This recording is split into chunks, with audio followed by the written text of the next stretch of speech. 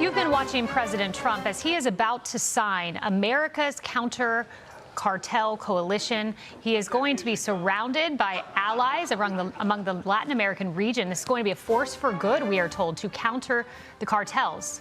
He also gave an update on Iran this morning. He said the only way to counter adversaries is through American strength. He said that we have taken out 42 Iranian naval ships. And interestingly, he said, I've ended 8 wars, and there's another one coming. But he did not mention which war that would be.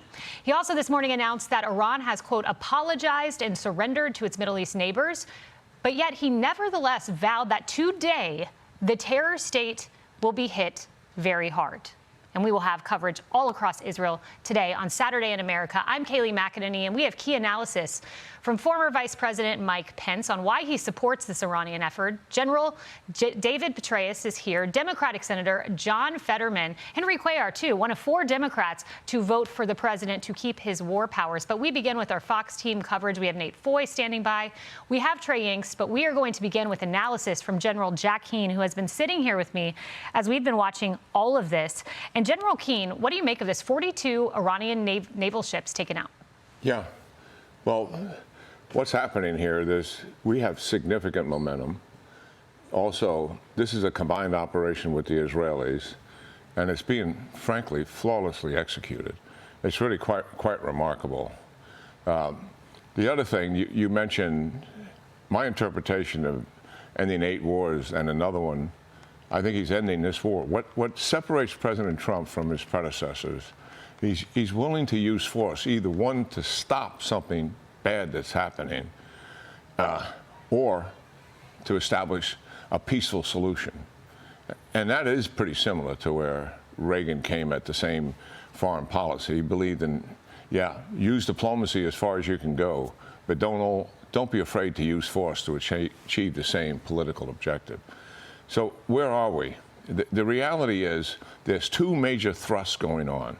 Thrust 1 is taking down all of Iran's military capability, and you remarked about one of them, the Navy ships. They're about gone now in terms of Navy capability. The ballistic missiles, the drones, the nuclear capability. And what is really getting a focus, and it's very different in terms of military operations, is to take down their entire manufacturing capability for weaponization, regardless of what it is. So if there's a company out there doing that, it is on the target list. And that's going to take some time. And it's obvious. Our audience gets it. It's not just the weapons in hand. It's the weapons in the future. Because if this regime is able to stay in power, they will try to recover. And we're going to set them so far back that they're not going to be able to do that.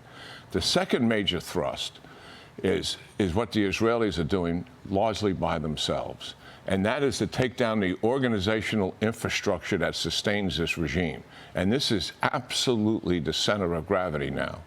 By that I mean the entire ability for them to stay in power with IRGC and the 32 organizations they have that are part of that throughout the country.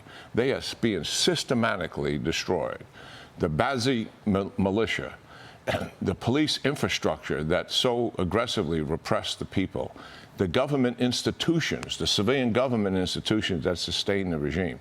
We're not seeing the results of all of that because you can't measure it objectively by the number of missiles that have been destroyed and what's the percentage of retaliation they're able to achieve.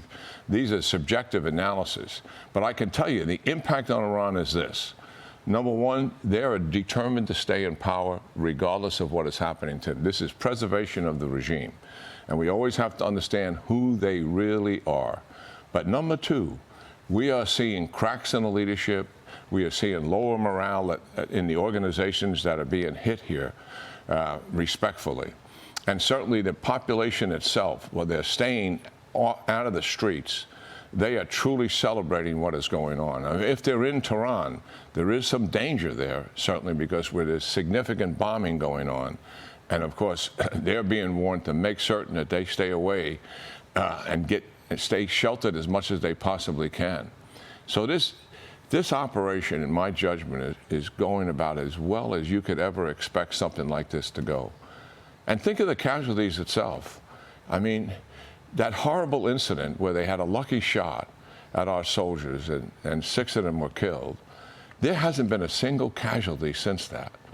That is absolutely remarkable. And the Israeli casualties are so low themselves. And it's all because not only do we have the capability to defend ourselves with interceptors, but also we're taking down their capability to attack.